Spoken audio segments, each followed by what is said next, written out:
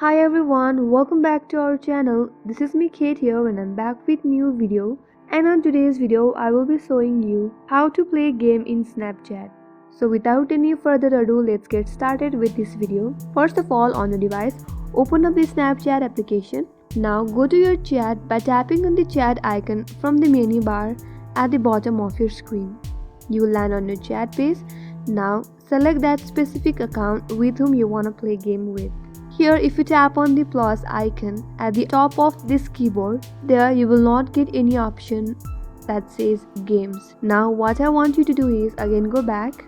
From here, tap on your profile icon from the upper left corner and again tap on the settings icon from the upper right corner. You will land on the settings page.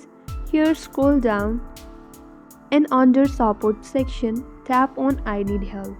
Now on the search bar, type in games and tap on the first search result, that is games on Snapchat. As you tap on there on this interface, there you get an important notice that says games are no longer available.